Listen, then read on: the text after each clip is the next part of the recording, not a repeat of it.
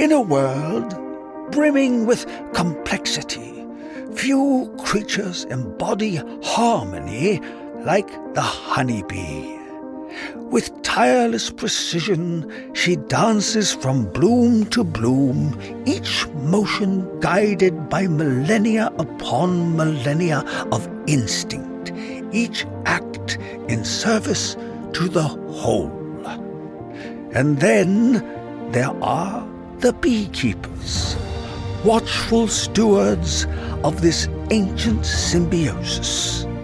Part agri-scientist, part poet, they move along their hives with the efficiency of Mo, Larry, and Curly, tending to the bees' needs as best they can comprehend, and with the infrequency of a waterfall in the Sahara, sometimes running off, flapping and flailing like a penguin on a hot sidewalk. This is their journey.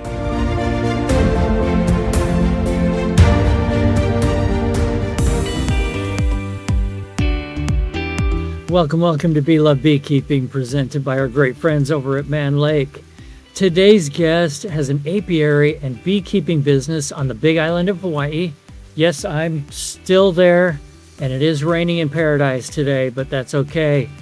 Our guest and his partner focus solely on regenerative and treatment-free beekeeping. Now, I know you're saying, Eric, you've just opened up a giant can of worms by discussing one of the most polarizing topics in beekeeping. Okay, let's all just take a breath. If you're new to the show, let me explain something. We are not here to tell you how you must do your beekeeping. We're here to share information, then it's up to you to decide what's best for your bees and the style of beekeeping that feels most right to you. It's been said that beekeeping is a blend of science and soul. So do your homework, get in touch with your bees, and do what your soul tells you. Before we jump into that, I know we've all heard about, read about, and seen with our own two eyes, most of us, the waggle dance that bees do. Well, we can always learn more. There is a new research study out where the waggle dance of the honeybees was researched. It's always been thought that the waggle dance is something that just points the direction for the bees in which they should go to find sources of nectar and pollen. But a recent study published in Current Biology investigated the remarkable communication strategy to a whole new level. Some of what they learned is that bees use their own memory of the topography, the terrain around them, as they interpret this waggle dance, and the two work together. Let me just quote from some of it. Did the dance teach the bees? If you can imagine a bee moving with fear, though emotion didn't play into its study, to anticipate a bump in the road at a specific point on the journey. Are the bees in fact pantomiming the way itself? I'm getting wet. Researchers trained a small group of foragers to visit a feeder location north of a hive along a gravel road. However, they released the bees from 3 different sites, and what they discovered is that the dance was even more complex and detailed than they had originally understood. In a diagram of the dance, we learned that it includes spatial expectations, not just directions, a truly intelligent and efficient form of communication. Researchers placed a feeder with a sugar solution north of the hive along a gravel road and trained foraging bees to visit it. One site, as reported, had a distinct path, whereas another lacked these types of markers. Then they let the bees perform their magic trick of dancing to show their friends and indicate where the food was located. They had never visited the hive themselves. Researchers awaited to determine whether any information about the landscape, what to anticipate on the flight itself, if any of that was communicated in the waggle. In a quote, they said, "We employed harmonic radar tracking, a powerful tool for recording the detailed flight trajectory of individual bees. Researchers found that the receivers of the dance weren't just following the direction and distance indicated by the waggle dance. They integrated the dance's vector information with the memory of landscape features that they might encounter along the way. In the absence of an expected landmark, their search behavior became more exploratory. They flew farther and in less straight paths.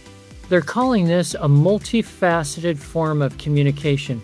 In conclusion, the author states, our experiments address the question of whether the vector information conveyed by the dance is integrated into a recruit's spatial representation constructed from its own experience, and whether this integration occurs within a common frame of spatial reference shared by both the reported, symbolically communicated vector and self-experienced locations.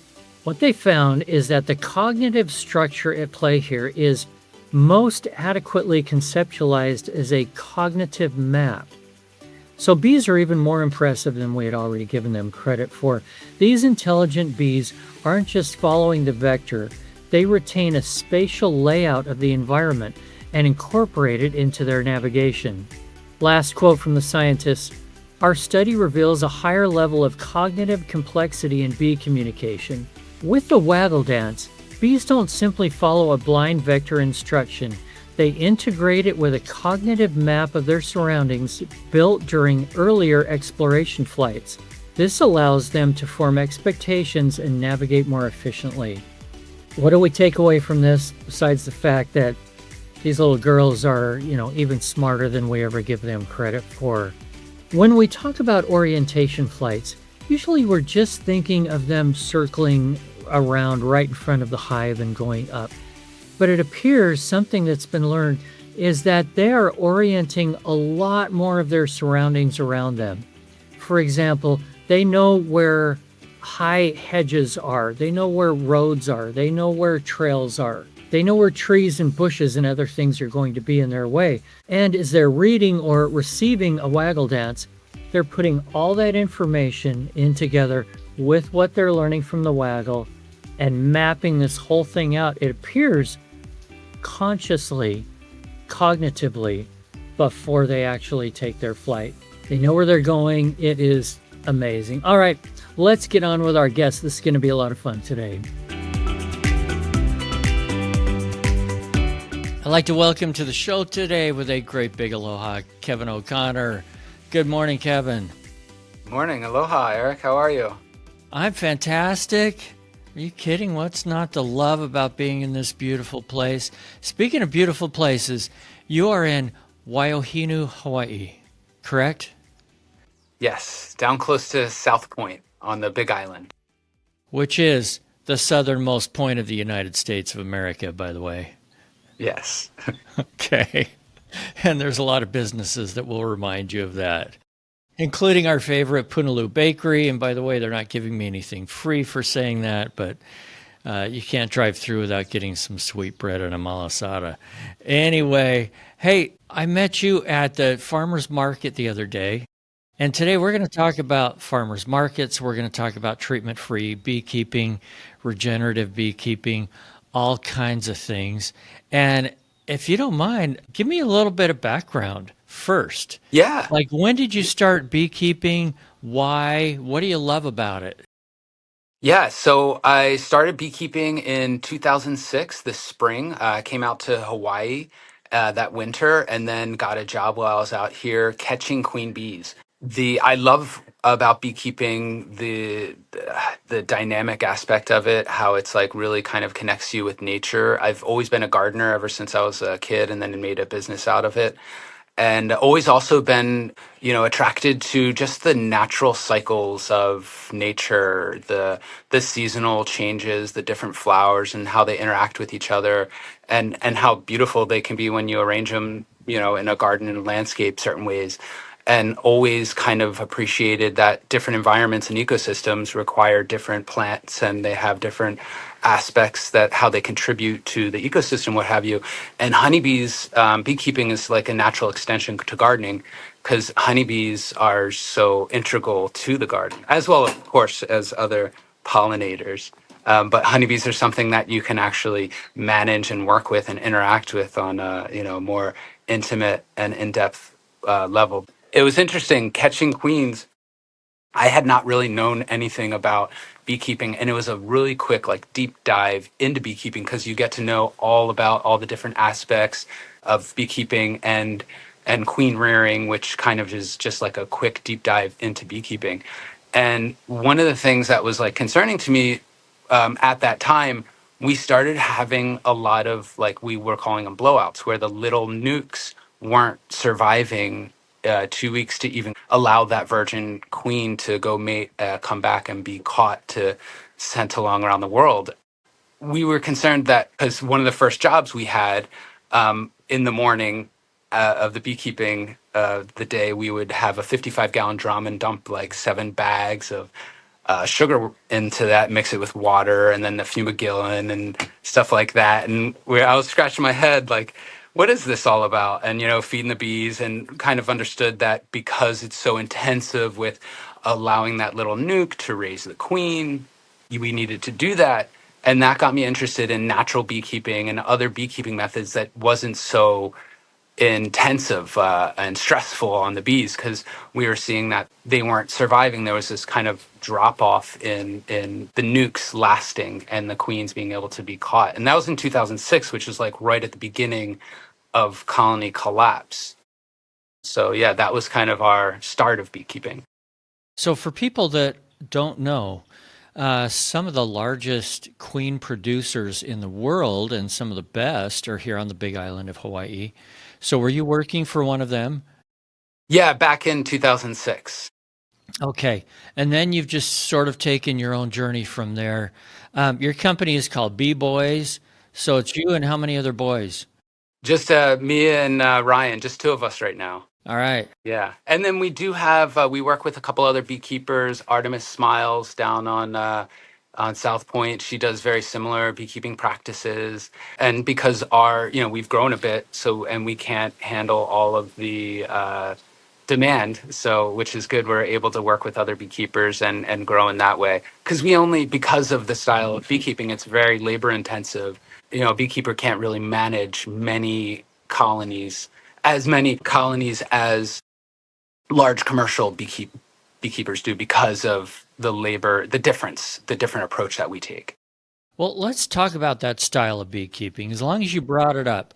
And if you don't mind, I'm going to read something straight from your website. Okay. So hopefully this still applies. And oh man, this is where the controversy begins. And I love controversy on this Okay. stuff. No, we like telling both sides of the story on this show. So here we go. Your apiary says our apiary is 100% treatment free. We encourage hygienic behavior in our bees. We allow our bees to raise their own queens.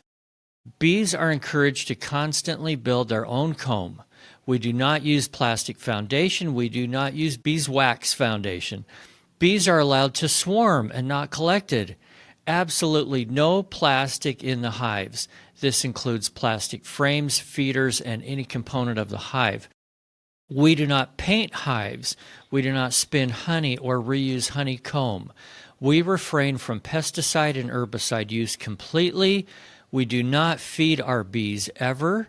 We do not move bees for pollination services or nectar sources. We follow biodynamic principles and apply instinctual beekeeping methods. I'm almost done. We do not purchase commercial bee stock or collect swarms. We maintain an 8-year line of genetics. All our current colonies came from the same colony 8 years ago. Our entire apiary is a true family.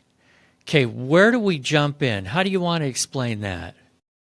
So yeah, we keep bees basically how they were kept hundreds of years ago, before we got too smart for ourselves. We found that through all of our intense research about colony collapse disorder and engaging and interacting with the honeybees, a big one lesson we learned was in 2010. So we became keeping bees in Hawaii and then suburbs of Philadelphia, southeastern Pennsylvania. We don't keep bees in southeastern Pennsylvania anymore. We stopped in about 8 years ago. And the biggest lesson we learned in southeastern Pennsylvania was our bees were always kind of struggling until the economy kind of started collapsing in 2008, 7, 8. One of the first things that our neighbors did, because we're in suburbs, it's not agriculture, but it's similar within there's a lot of chemicals used in the garden and on the lawn. And one of the first things that people stopped doing, because it was easy to cut and save hundreds of dollars a month, not using the herbicide, the ChemLawn, I think they call it True Green now, and all of the different strong chemicals to make that golf course green lawn. And what started happening is in our neighborhood, all the dandelions started popping up, all the ground ivy, which is a beautiful little purple flower, clover, violets, all the little wildflowers that live in the lawn that makes for a healthier lawn. It kept it greener longer during the droughts of the summer. And our bees were thriving in the suburbs of Philadelphia. We had swarms. We were collecting gallons and gallons of honey per colony and not using treatments. Yes, we were planting thyme in front of the hive, the bees, and all around in the gardens and stuff, because the bees collect the thyme rosins, propolis, to create their own medicines for the varroa mite. And there's many different facets of it with being treatment free and having them build their own honeycomb. They start making their cell size smaller and all these different things. And also, yes, you're going to lose bees during the process because the genetics that aren't strong to survive all these different changes and stressors will fall away. And the genetics that are strong and are able to adapt will come forward. Are you a beekeeper who loves sharing tips, asking questions, and showing off your latest honey haul? Then join the Hive, introducing the Mann Lake Beekeeping Community on Facebook, your new go-to for everything honeybees.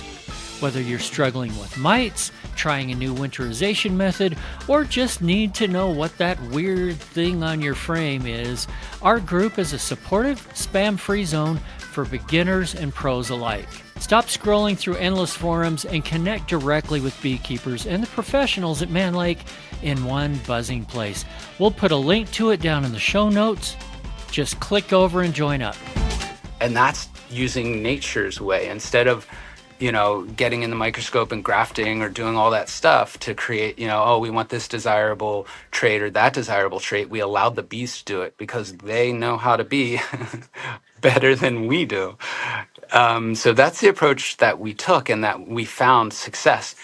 And then in 2010, in suburbs of Philadelphia, the economy started coming back and people started using the True Green again and spraying their trees because all these ornamental gardens are, they require all these chemical intervention, which isn't necessary. But anyway, people started doing it, good marketing, stronger, healthier, happier gardens and lawns that are all golf course again.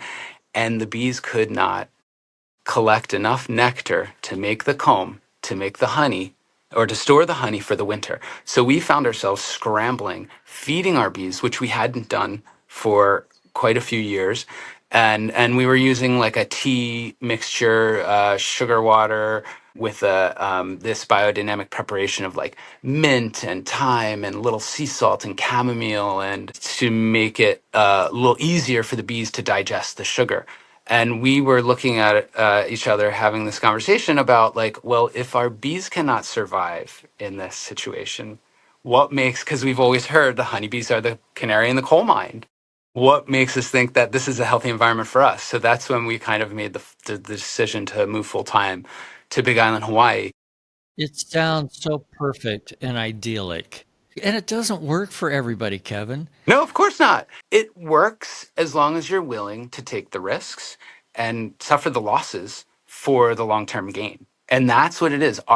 We're looking at it long-term. We're not looking at it this year, these few months. We're looking at it intergenerationally so that the genetics of the bees is stronger. And yes, if you have thousands of colonies that you're trying to maintain with only a couple dozen employees, you cannot do it how we do it. You're also not going to get the quality of honey and wax and the strength and integrity and genetics in the bees, because there's going to be, it's like a patchwork. We think we know, but we cannot comprehend the complexity of genetics and honeybee genetics and the flexibility and fluidity and plasticity that it has as well, and its ability to adapt. So what we're working on is creating like a landrace bee where we're located, because we don't move them around. We don't do the pollination services. Yes, right now the bee industry, it's geared towards pollination services. It's honey. How many dollars a pound is the honey? It is so cheap right now. None of the commercial guys are making a living on honey. It doesn't work. Yeah. And then also, so you have the other aspect, the agricultural aspect, the pollination services. If we were to work with the orchard tenders and be like, say, hey, an idea would be, why don't we park these bees here? We'll have some in-house beekeepers, ours, yours, we'll train, whatever. And then you also have forage for the bees that you plant inter-row, depending upon how it is, or maybe take out a few acres of almonds to plant some mixed diverse plantings. But it's a slippery slope because the agricultural industry is so intertwined with big chemical, big ag, genetic engineering, genetic manipulation, all that stuff, and they don't want to turn that spigot off. And I get that. They once you do something, you create something, it's like we put all this time and energy in creating this product. We want to be able to sell it. We want to ensure that that market's there. And however, that way of doing business is really destroying our ecosystem and destroying our bees. Like 70% loss last year across the continent. That's not sustainable. It was crazy how high it was. The initial numbers were 62%. Nobody knows exactly what it was, Yeah. but it was well over 1 million colonies, and it may have been 70%. And in some areas, it was even higher than that. And some people told me in the industry, the reason it was that way is because beekeepers didn't use enough chemicals, enough treatment for Varroa. And you're saying it's the opposite, and I'm not the judge here. Okay, I love what you guys are doing. I want to play devil's advocate for a second because I'm sure you hear it. There are some areas, depending on the climate and stuff, like where I am, hard winters. If Varroa levels are hardly anything, they don't make it through a winter period. So that's thing number one is, can everybody do it where they live, what you're doing? And thing number two that I always hear, and I don't know what stock to put in this, is, oh, well, if you're doing that, you're sending Varroa bombs over to my hives, and so I'm getting Varroa bombed by you. So thanks a lot, you jerk. Yeah. Yeah. And there's everything in between. And I wish we could all do it how you do it. But we either don't all know how or we just can't where we live. What is it? So it's both of those. Well, yes, you can everywhere. However, it's going to take time. We can't do it overnight because it's taken us years and lots of losses at the beginning. And now our losses, we keep around 50 colonies and maybe we'll lose two a year. Our losses are really low. And that's genetics, right? That's what I attribute it to. That's genetic, and that's what other treatment-free beekeepers tell me. The ones that can do it are like, hey, we have bred for this. The ones that can't deal with it, they die. That's okay to us. It's hard. It's still hard to lose a beehive. Sure it is, because we feel responsible, because we're the beekeepers. Even though out there, in the forest, that's exactly what's going to happen, the survival of the fittest kind of thing. And I couldn't imagine how hard it would be being a larger beekeeper, having managing thousands of colonies and losing half of them. It's like so difficult. Sleepless nights, I imagine. So one of the things I think that not only the genetics, not only are we allowing them to build their own honeycomb, which shrinks, they start making a smaller cell size, shrinks the honeybee just a little bit smaller of a gestation period, smaller, a little feistier bee.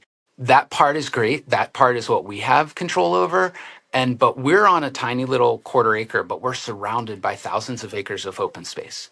It used to be old pasture land that's kind of been gone back to forest. And it's like Christmasberry, which is an introduced species, and as well as something they call Halikoa, which is another introduced species.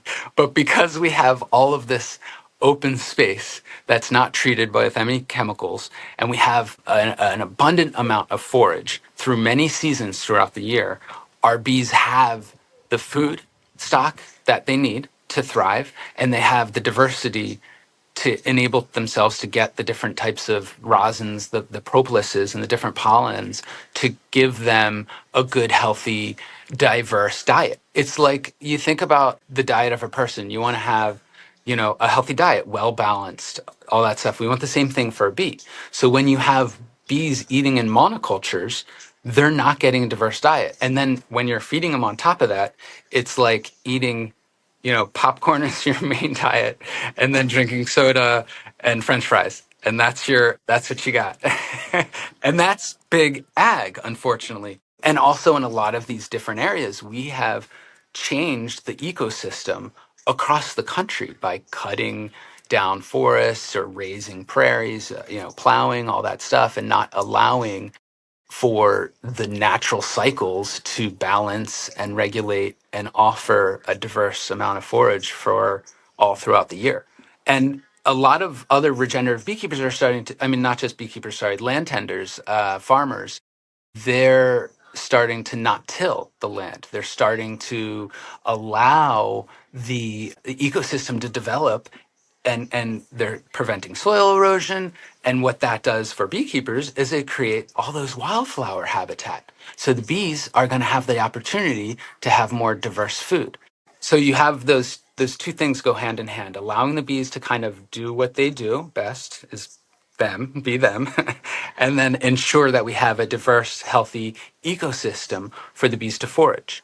Once you have both of those, and that's what we have here in Hawaii, then you can do the natural beekeeping, allow them to build their own honeycomb. And I did want to talk some transitional tips and ideas, because when you just go like you want to, okay, I'm going to be treatment-free foundationless rather. The bees, because over multi-generations, they've always been given this foundation, they kind of forget how to build like parallel and all that stuff. When you have a swarm, though, there's something unique. And we don't collect swarms, that's a different story, but we used to.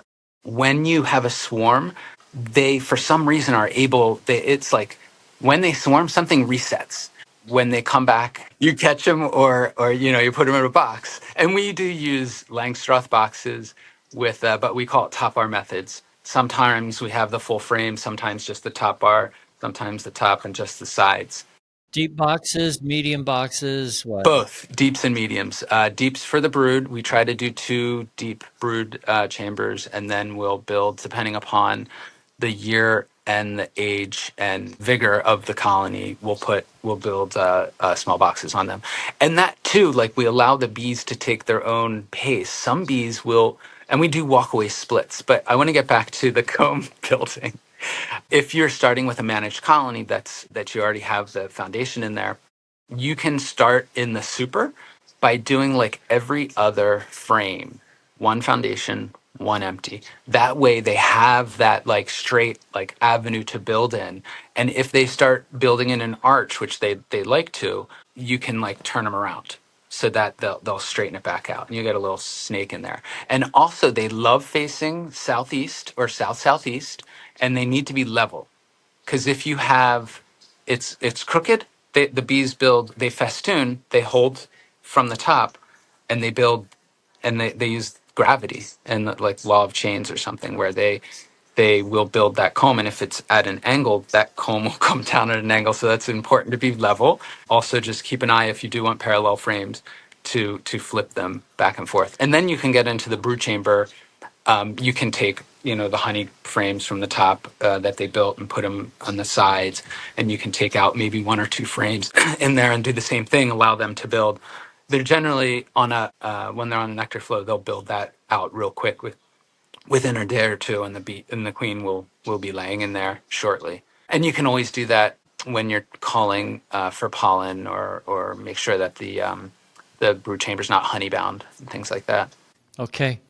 So patience, be willing to let some bees die. Guess what? A lot of people's bees die even if they're not willing to let them die. So is it really that different? The fact that you're willing to let them swarm, I think, is a big deal too, because you've got brood breaks. It's not like you guys are just lazy and doing nothing. You're actually doing a lot. It just doesn't happen to be chemical treatment. A lot of monitoring, a lot of just seeing where the bees are. If they're starting to separate, doing the queen cell building, we'll let them do that. And we stopped collecting swarms for two reasons. In Hawaii, when the small hive beetle and varroa mite got here, the county decided that they wanted to kill all of the feral colonies in the trees and the caves because they thought there would be vectors spreading varroa mite and small hive beetle. So they destroyed a lot of the feral stock that the queen beaters were kind of depending upon that they didn't realize for their genetics, because the virgin queen will go out and then she'll mate with all the drones, not just the managed drones, but the feral drones as well, and that brings some good and genetic integrity. But when you have that bottleneck, it doesn't allow that. So we're allowing the swarms to fly to repopulate the area again, to create those feral colonies that are essential. And then another reason we don't collect swarms is because when started collecting swarms, or we're collecting swarms, and then we noticed there was this tendency where they weren't swarms. They looked like swarms, but they were absconsions.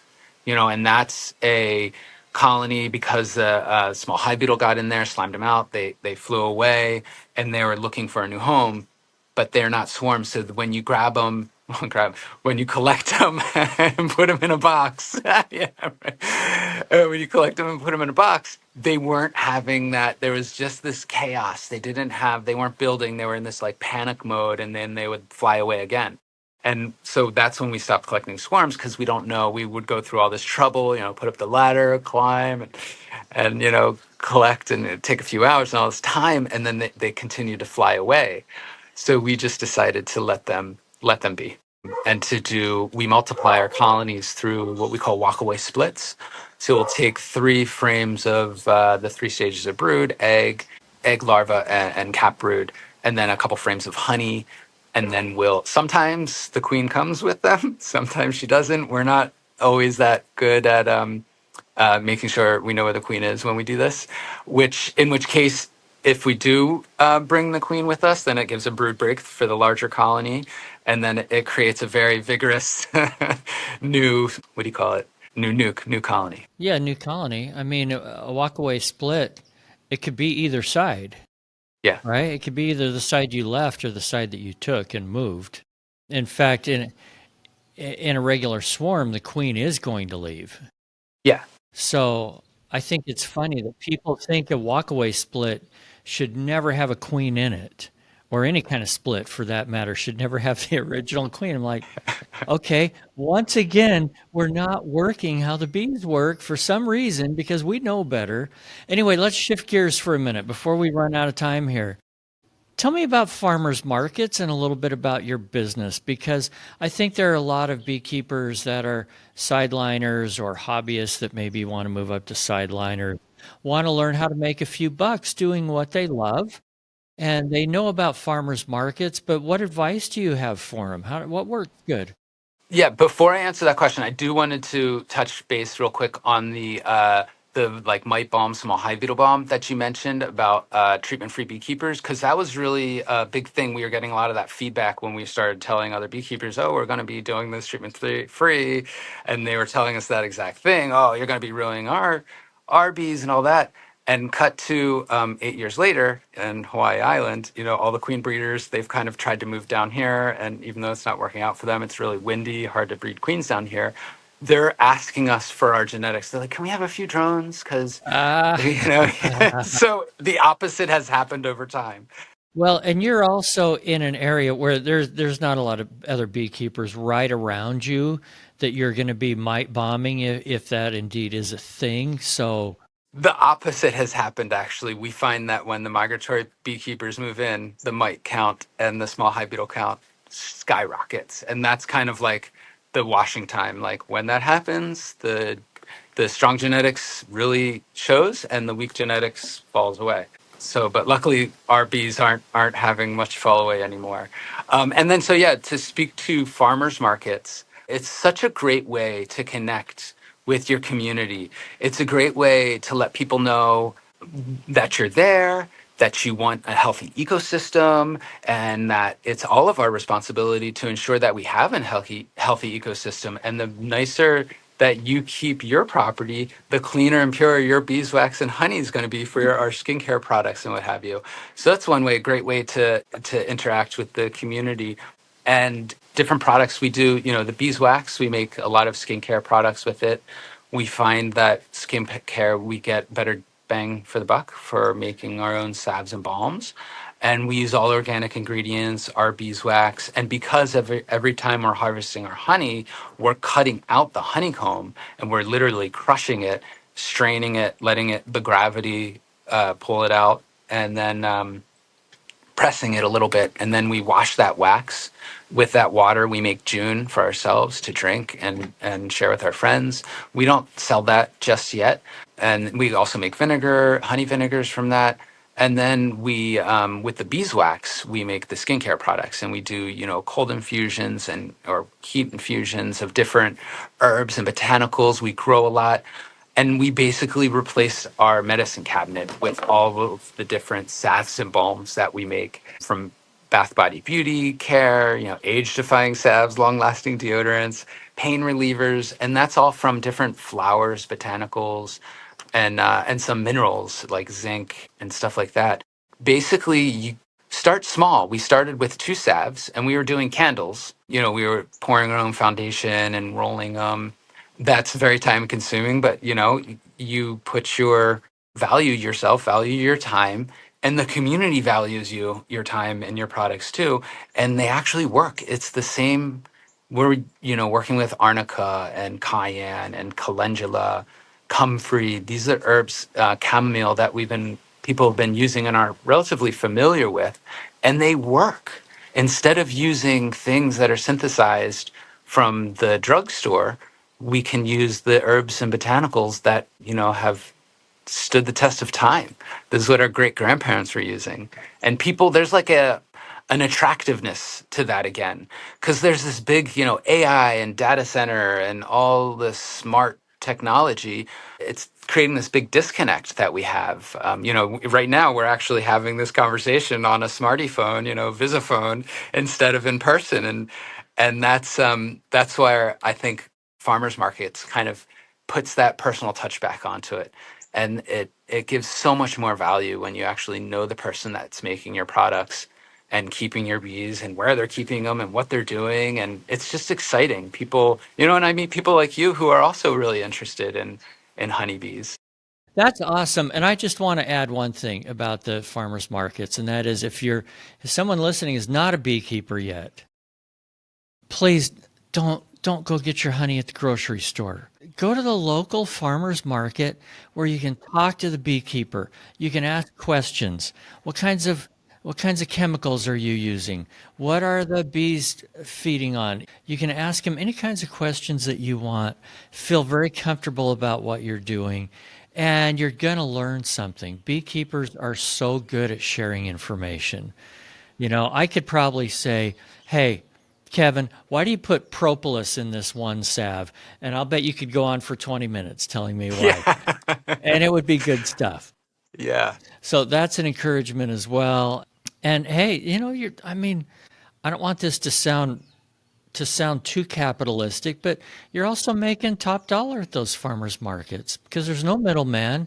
It's just you straight there at hopefully a good full retail fair price. And that's awesome. Yeah. Yeah. And people appreciate that. They'd rather pay good money to somebody in their community than pay it to a big company that's, brought it in from China. No offense to China, but I mean, like, they're getting beat up right a lot. But I mean, Well, but that's a generic. A lot of the honey that you're buying in the supermarket, it comes from out of the country, and frankly, the technology is not there yet to know what all is in it. They're finding a lot of stuff is cut with high fructose corn syrup, with additives like that are super super cheap, and so it's really cheap. And that's the other reason why for beekeepers it's so hard to make money selling honey. Well, that's why we charge top dollar. To completely honest, $45 for a pint of honey is what we charge, and $50 if we put the comb in there. And that's a reflection of the time and energy that it's taken over a couple decades to figure this out. And also that creates that higher quality product, and you can taste the difference.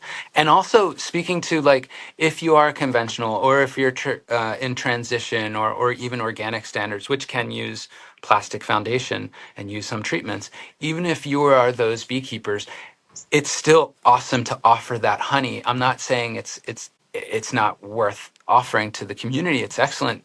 It's better honey than what you were just saying. It's better honey than what you can get at the grocery store. And it's you can talk to the people about their seasonal allergies, what time of season do they have it, and then you have the honey, you have the cure for them, the medicine for them. And also honey's been shown to kill staph, the MRSA. Like it's better than some antibiotics. And propolis kills COVID. It's like it's been proven. There's studies out there that show these things. And this is, instead of using these crazy chemicals on us too, we can use the medicine that the bees are using and the bees are collecting. It's excellent. It's amazing. We've done a couple episodes on everything apitherapy, from bee stings to propolis to a lot of this other stuff, and I'm all for experimenting on myself with all this, and I do. And I'll tell you what, I had a bad burn on my arm a couple of months ago just from hitting the side of the oven, because I'm really good at that kind of stuff. And oddly, it just wasn't healing. It just was deep and kind of bad. And after a few days, I'm like, I'm just going to put some of our good raw honey right on this. And I was thinking, maybe I should do propolis. I don't happen to have any around here. I'm going to just throw honey right on it, put a big Band-Aid over it so it's not getting everything sticky. Yeah. 2 days later, unbelievable recovery. This whole thing had closed off and was almost completely healed. And this is not us legally not giving any medical advice, of course. These are our experiences. We're not telling you this. No, these are our personal experiences, but it's amazing. And I do some bee stings for some things too, and love it. And would encourage people to, if you feel like experimenting with some of that, beekeepers out there, go for it. Everything in the hive is good for you, except maybe small hive beetles, but that's not from the bees. I haven't heard of any tincture for that yet. Hey, we're running out of time. Kevin, I have to give you a chance to tell us one of your favorite wild and crazy beekeeping stories. Have you thought of anything?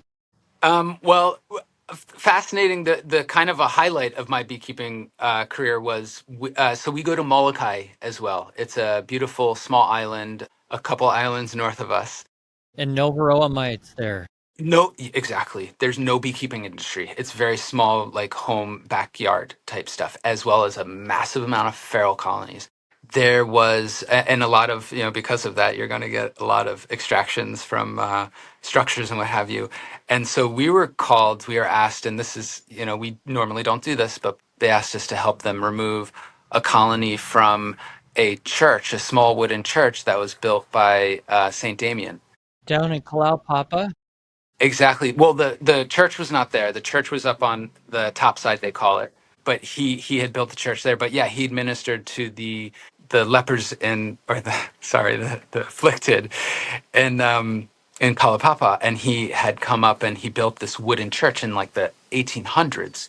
That was a double wall construction. So the bees had built a colony in there, and we worked with some carpenters who removed the wood, and we extracted the colony from there and put it into boxes and relocated it and then sealed it up, and that was amazing.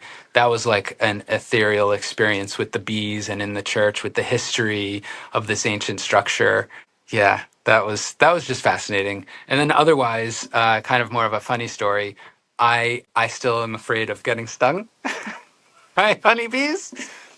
It's like, I don't know if it's just me, but it's still it hurts a lot. It's like a burn. It's like a hot needle, and it radiates for me. So it's like, I don't know if I'm just working it up. So anytime I do get stung, I don't cry like a little baby, but I quickly move away. But you scream like a little girl. Yes. I do. So yeah, I do not like getting stung. Between the pain and then also the loss of, the bee, it's Yeah, it's all only because the loss of the bee. Hey, you're human, and this is built into our DNA, and that's why the first time that you do a sting on purpose to treat something, I've never done that. It must be a different experience. I'm going to come to your place and show you how it works.